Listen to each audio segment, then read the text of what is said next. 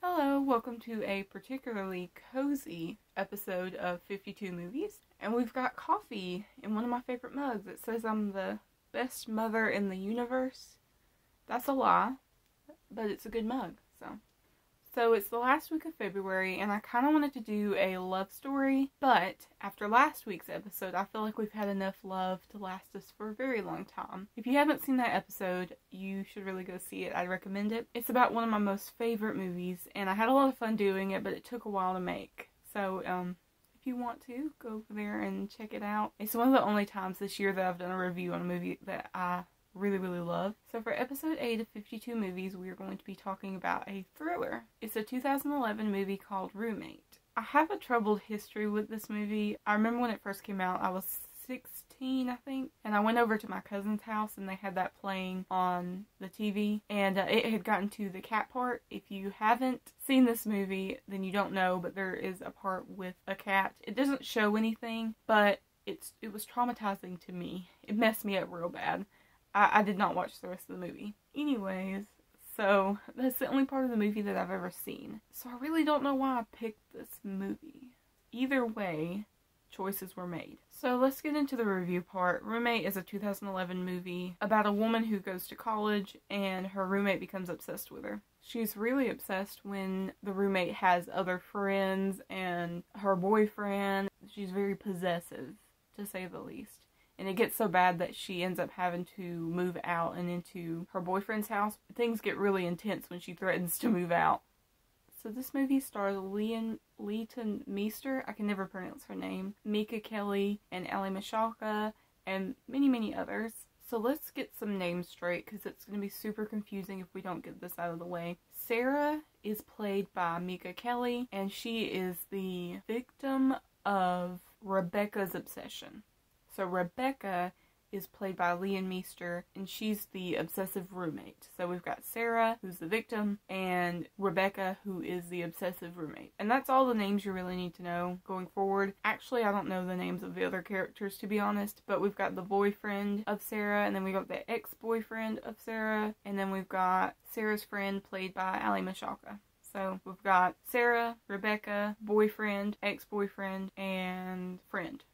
And that's what we're going to refer them by. So instead of taking you through the whole plot like I usually do, this is going to be a much more relaxed review. So I just want to go over all the crazy things that happen in this movie. So the first thing off the bat, about 4 minutes in, I noticed something that was kind of just weird to me. Maybe because it was back in 2011, or I'm just being sensitive, or maybe I perceived this joke wrong. It was weird to me. Let me explain. So 4 minutes into the movie, they're at a party, and this guy, which becomes Sarah's boyfriend, is hitting on her, and all this, okay? Sarah has had 4 cups of punch. Well, the boyfriend, the soon-to-be boyfriend, tells her that the punch has been spiked, and that's why she's feeling a little weird and dizzy and stuff. Then he says the weirdest thing to me. And let me know if you think this is weird too, because maybe it was innocent, but it sounded really bad. And I'm going to read off my notes. He says, when a girl has had 3 cups of punch, if we don't get her up into a room, we have to pull kitchen duty for like a week.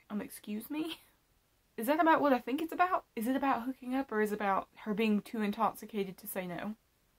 Anyways, towards the end of the party, he tells her that was a lie and he was just joking. But still, that's not a cool thing to joke about. If it's about her being too intoxicated to say no, if it's just about them hooking up, fine, whatever. But I couldn't tell. Let me know what you think. One weird thing I noticed was that Rebecca and Sarah had just met, and Rebecca's already being really possessive. And she's just being weird around Sarah's friends. Why is she so attached right then and there? You know what I mean? So anyway, she starts trying on her perfume and her jewelry, and then she puts up a poster on her side of the room of Sarah's favorite movie. And keep in mind, they had just met. This has only been like within a few days. So Sarah and Rebecca are going to go to an art gallery or something like that. And Sarah lets Rebecca borrow a pair of earrings. And Rebecca just like pierces her ears with these earrings. Earrings are dull, first of all. If they're not piercing earrings, they are dull. Second of all, you could have just said no. You could have just said no. You could have just been like, hey, my ears aren't pierced. But yeah, she had to pierce her ears apparently, because Sarah let her borrow some earrings. So Rebecca thinks that Sarah's friend is a bad influence on Sarah, which, like, none of your business. And Rebecca sits outside of Sarah's friend's dorm and waits for her to come out and then just stares at her and walks away. So Sarah wants to be a fashion designer or stylist or whatever, and all she does is wear hats and jackets. Like, there's nothing different or special about the way she dresses, and usually the hats she wears don't even fit. They, like, cover her eyes nearly. Then we get to the point where Rebecca is threatening Sarah's friend. She tackles her in the shower and pulls out her belly button ring. Very violent. Sarah stays at her new boyfriend's house one night and accidentally leaves her phone at home. So when her ex-boyfriend calls, Rebecca answers and pretends to be Sarah in this super creepy and weird scene. It's weird. Then a teacher offers to take her to Fashion Week and kisses Sarah, and she gets really upset, tells Rebecca. Then Rebecca goes to the teacher and pretends like she wants to switch classes, but in reality she's recording on her phone and records him hitting on her and stuff and gets him fired. So now it's Thanksgiving and all of the students are going home for Thanksgiving or making plans, and Sarah decides to stay with her boyfriend for Thanksgiving break. So Rebecca literally punches herself and slashes herself in the stomach in order for Sarah to believe that she was, like, mugged or beaten up by a man in an alley, you know, and then that way she would feel bad and come to Rebecca's house for Thanksgiving. It is then discovered that Rebecca is on medication for a psychiatric disorder that is undisclosed. It said it could be for bipolar or schizophrenia. And she's also not taking her medicine. So Sarah has a sister that died, and her name was Emily, so she's got Emily tattooed on her chest. And Rebecca tells her, I want to go get a tattoo. So they go, and Rebecca gets Emily, the same exact tattoo as she has, Emily, on her chest. And tells her, we can be sisters now, and you can just call me Emily. This is the last straw for Sarah. She is done. She is out of there. She just gets what she needs and moves in with her boyfriend, leaves a bunch of stuff. And Sarah's ex-boyfriend comes to town. Rebecca disguises herself as Sarah in order to meet with him and then kills him with an X-Acto knife. And I don't think they can go deep enough to kill people. It comes out to, like, about that much. If you stab somebody in the back, there's a lot of fat back there. And then if you stab them in the front, they've got their ribcage protecting that. I don't know. I don't think it's possible. Could be. And 2 people die by X-Acto knife in this movie. Can an X-Acto knife kill somebody? Because I just don't buy it. And it's the weirdest thing for them to use in this movie. So now we're at the end of the movie. There's a big old standoff. A bunch of stuff happens. They're fighting. The boyfriend's there. Sarah's other friend that I forgot to mention. So that there's Sarah's boyfriend, Sarah's other friend, Sarah, and Rebecca. They're all at the standoff. They're all, like, kicking and punching and fighting, all this stuff. And Rebecca has a gun now. Thought I'd mention that. She's not only using an X-Acto knife to kill people now. She's got a gun. So Sarah gets a hold of the gun and threatens Rebecca with it. And then eventually she pulls the trigger and it's out of bullets because they had been fighting. And, like, I think the boyfriend tackled Rebecca while she had the gun. And she was just shooting everything in the air, and I'm like, man, if you shoot through that, it's an apartment complex. If you shoot through that wall, it might kill somebody. I don't know.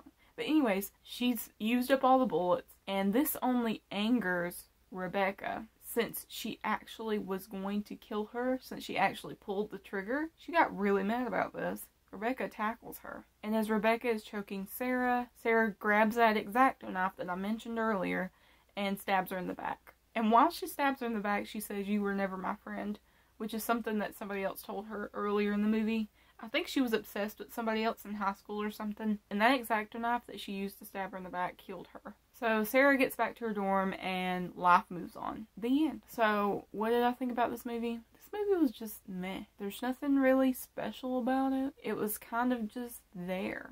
A lot of the stuff that happened was kind of predictable, especially if you watch a lot of thrillers. If you don't watch a lot of thrillers, this movie may catch you off guard and catch you by surprise or whatever, but it was just, you know, not much I can say about it. Actually, after watching it, I was like, yeah, I'm not going to get dressed for this review. I'm just going to stay in my pajamas and not wear any makeup. We're just going to have a casual episode because this movie is not worth my time. And I don't know if it's worth your time either. I didn't hate it, but also, like, I wouldn't watch it again. And the cat part that I was talking about earlier, I guess I'll tell you, she puts the cat in the dryer and closes the dryer.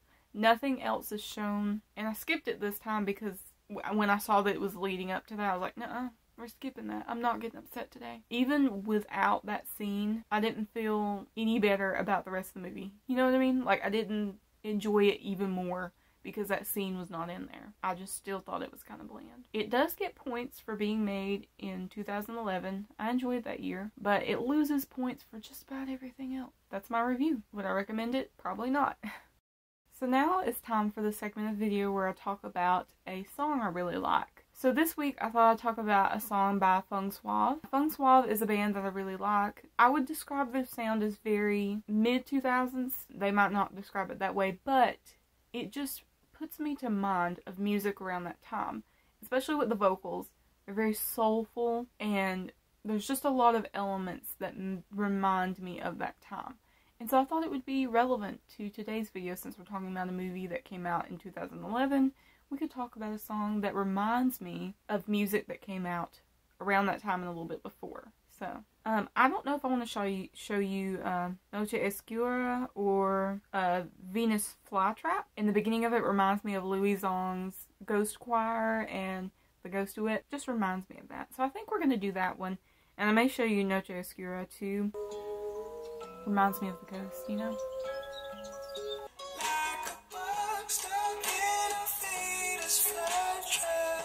So that was Venus Flytrap. I just showed you a little portion of it. And we're going to have a twofer today. We're going to have 2 for 1 today. And this one is called Noche Oscura. I don't know if I'm pronouncing that right because I pronounce everything awful and weird. I'll just show you.